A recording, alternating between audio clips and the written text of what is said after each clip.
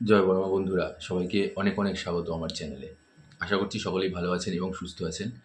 আজকে আমি যে রাশির রাশিফল নিয়ে আলোচনা করতে এসেছি সেটি হচ্ছে মীন রাশি, অর্থাৎ ১২টি রাশির সবথেকে শেষ রাশি। এই রাশির জাতক জাতিকাদের জন্য আগামী মাস অর্থাৎ ক্ষমা করবেন, এই মাসটা অর্থাৎ জানুয়ারি মাসটা কিরকম কাটতে চলেছে।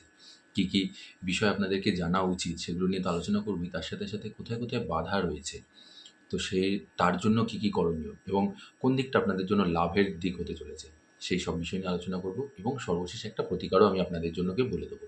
তাহলে চলুন বেশি কথা না বাড়িয়ে আলোচনায় ফিরে আসছি। তাই ভিডিওটি স্কিপ করবেন না, একদম শেষ অবধি দেখবেন। নাহলে অনেক কিছু কিন্তু মিস করে যেতে পারেন, গুরুত্বপূর্ণ তথ্য। সর্বপ্রথম আমি আলোচনা করব আপনাদের কর্মজীবন এবং ব্যবসায়িক জীবন নিয়ে। কর্মজীবনের দিকটা যদি আমি দেখতে যাই, তাহলে সেক্ষেত্রে এই মাসটা কিন্তু আপনাদের একটু সমস্যার সম্মুখীন হতে হবে। একটু উত্থান-পতন পরিপূর্ণই থাকবে আপনাদের এই মাসটা। খরচাটা একটু বেশি হবে, আয়টা সেরকম অনুযায়ী হবে না এবং কাজের জায়গাতেও আপনাদের খুব পরিমাণে প্রেশার থাকবে। কিছু অফিস পলিটিক্স বলতে পারেন, কিছু গোপন শত্রু আপনাদের এই মুহূর্তে মাথাচাড়া দিয়ে উঠবে। শুধু এই ক্ষেত্রে না, শুধু কর্মজীবন না, ব্যক্তিগত জীবনেও আপনার কিন্তু এই গোপন শত্রুরা অনেকটাই মাথাচাড়া দিয়ে বসবে এই সময়টা। তাই যথেষ্ট সাবধানতার সাথে, বুদ্ধিমত্তার সাথে আপনাদেরকে এগোতে হবে। চারিদিক বিচার বিবেচনা করেই সমস্ত কথাবার্তা বলা বা যে কোনো ধরনের এগ্রিমেন্ট করছেন বা যাই করুন না কেন, সেগুলোকে আপনাদেরকে বিচার বিবেচনা করেই কিন্তু করতে হবে। নতুবা সমস্যা দেখা দিতে পারে আপনাদের কর্মজীবনে। এর সাথে, সাথে আপনাকে অফিসের ওপর থেকেও প্রচুর পরিমাণে প্রেশার ক্রিয়েট করতে পারে। আপনার এই সময় মনে হতে পারে যে, আমি এই কাজটা ছেড়ে দিয়ে অন্য কোনো কিছু খুঁজি। আরেকটু বেটার যদি কোনো কিছু হয়, অবশ্যই সেটা করা উচিত। সবাই বেটার অপরচুনিটি ডিজার্ভ করে। আপনিও করুন, কোনো সমস্যা নেই। কিন্তু এই সময়টা এখন একটু নিজেকে দাঁতে দাঁত কামড়ে যেখানে কাজ করছেন সেখানটাতেই করতে থাকুন। কারণ এই সময় আপনি যদি কোনো চাকরি বদলের জন্য আ নিজের এই পুরনো চাকরিটা ছেড়ে দেন, তাহলে কিন্তু আগামী দিনে আপনাদের একটু সমস্যা দেখা দিতে পারে। সেরকমভাবে হয়তো আপনারা অতটা ভালো ফলাফল বা সেরকম মনের মতন কাজ আপনি এই মুহূর্তে নাও পেতে পারেন। তাই এই জন্য আমার উপদেশ এই যে, আপনি এই সময়টা একটু নিজেদেরকে একটু চেপে রাখুন। এবারে আসছি আমি আপনাদের আ ব্যবসায়িক জীবন নিয়ে। ব্যবসাদের মাসের শুরুটা মোটামুটি ভালোই যাবে। তবে ধীরে, ধীরে, ধীরে, ধীরে কিন্তু সেটা একটু ডাউন হতে শুরু করে দেবে। তার কারণ আপনাদের এই সময়টা আয়ের তুলনায় ব্যয়টা বেশি মাত্রায় হয়ে যাচ্ছে। আপনি হয়তো অতিমাত্রায় ইনভেস্ট করে ফেলেছেন আপনার বিজনেসে। একটা আশার জন্য, একটা ভালো দিক পাওয়ার জন্য যে ভালো ইনকাম হবে বা কোনো কিছু হবে। কিন্তু এই সময়টা কিন্তু আপনাদের সেরকম অনুযায়ী অতটা ভালো ফল দেবে না। আপনি কষ্ট করে যাচ্ছেন, কষ্ট করবেনও, কিন্তু সেরকম অনুযায়ী আপনারা ভালো ফলাফল কিন্তু এই সময়টা পাবেন না। তাই এটাকে কিন্তু আপনাদেরকে খুব বিচার বিবেচনা করতে হবে, খুব মাথায় রেখে কাজ করতে হবে। তাই ১ম দিক থেকেই আপনাদেরকে খুব কঠোর পরিশ্রম চালিয়ে যেতে হবে, যাতে শেষের দিকটা আপনারা একটু সামাল দিয়ে দিতে পারেন। নতুবা আপনাদের বিশেষ একটা অসুবিধা নেই। হ্যাঁ, তবে যারা অংশীদারিত্ব ব্যবসার মধ্যে রয়েছেন, তাদের জন্য কিন্তু খুব একটা ভালো ফল দেবে না এই সময়টা।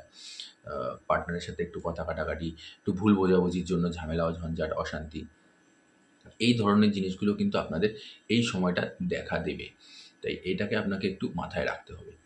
এবারে আসছি আমি আপনাদের শিক্ষা জীবন নিয়ে। শিক্ষা জীবনটা কিরকম যাবে? শিক্ষা জীবনে আপনারা যথেষ্ট ভালো ফলাফল লাভ করবেন। যথেষ্ট ভালো আপনারা একাগ্রতা আপনাদের রয়েছে। তবে কিছুটা আপনাদের একটু মন চঞ্চল হয়ে আছে, একটু বাইরের জগৎ নিয়ে, একটু অন্য ধরনের চিন্তাভাবনা নিয়ে। কারণ যেহেতু আ এই জানুয়ারি মাসটা এমনিই একটু সবাই একটু আনন্দ উপভোগ করে, একটু অন্যরকমভাবে নিজেদেরকে আ রিপ্রেজেন্ট করে বা একটু আনন্দ ফুর্তি করতে থাকে।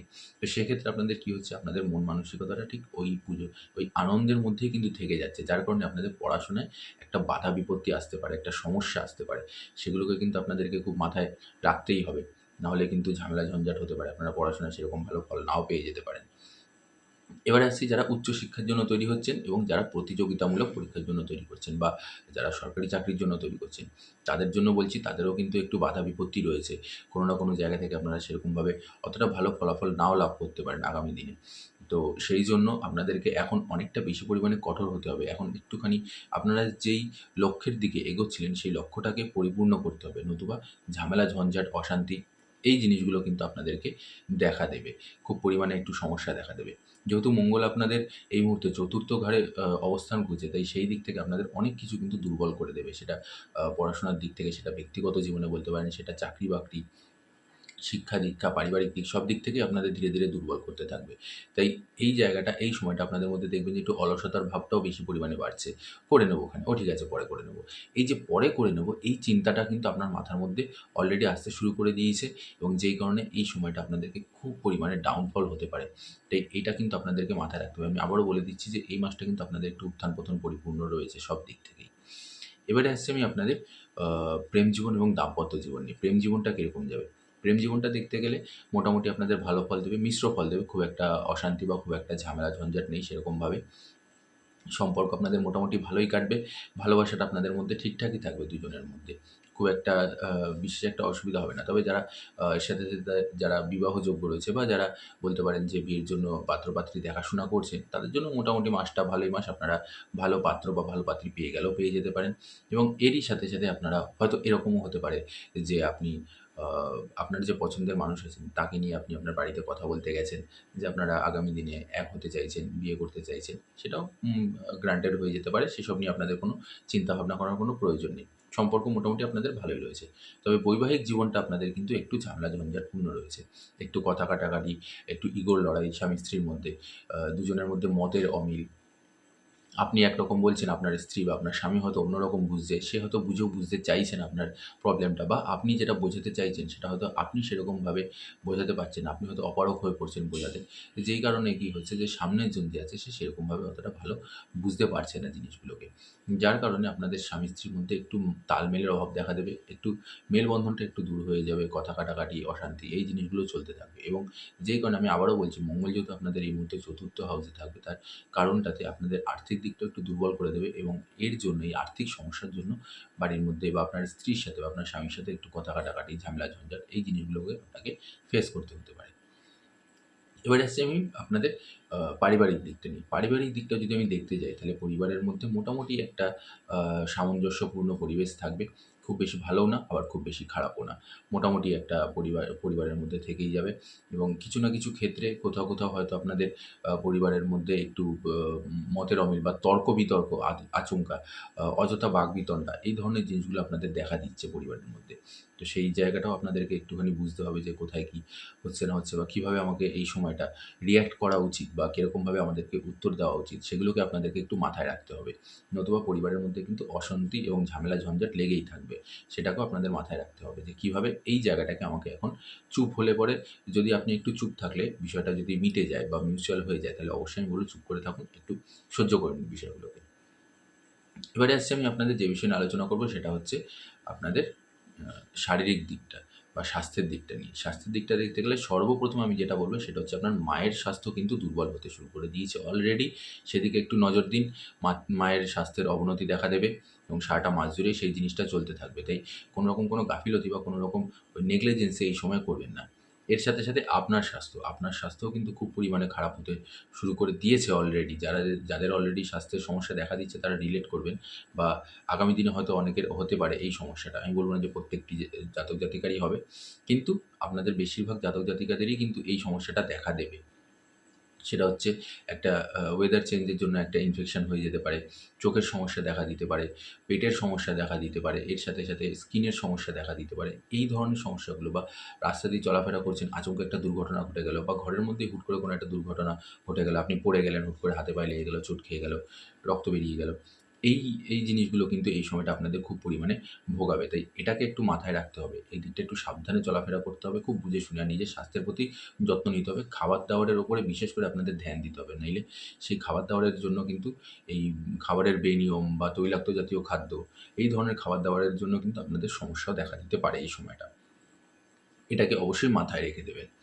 এবারে আসছি আমি যেই বিষয় নিয়ে আলোচনা করব সেটা হচ্ছে আপনাদের একটি প্রতিকার।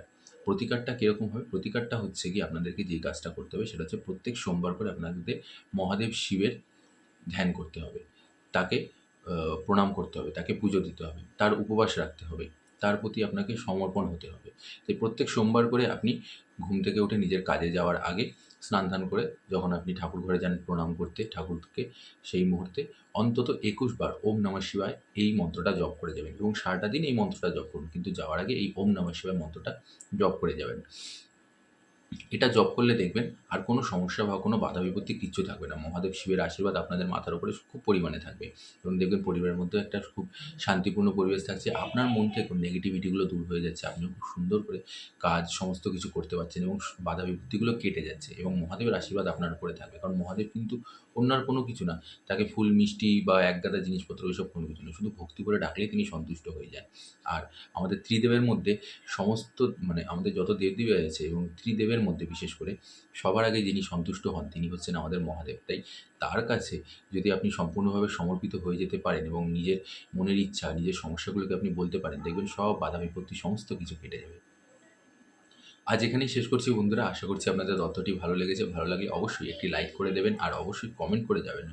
তার সাথে, সাথে যারা আমার চ্যানেলে নতুন আছেন তারা অবশ্যই চ্যানেলটিকে সাবস্ক্রাইব করে পাশে থাকা বেল আইকনটি প্রেস করে নেবেন। এরই সাথে, সাথে অবশ্যই কমেন্ট বক্সে কিন্তু জয় বড় মা লিখতে একদমই ভুলবেন না। আমি বড় মায়ের কাছে আপনাদের এবং আপনাদের পরিবারের সকলের সুস্থতা এবং মঙ্গল কামনা করছি। সবাই ভালো থাকবেন এবং সুস্থ থাকবেন। জয় বড় মা। নমস্কার।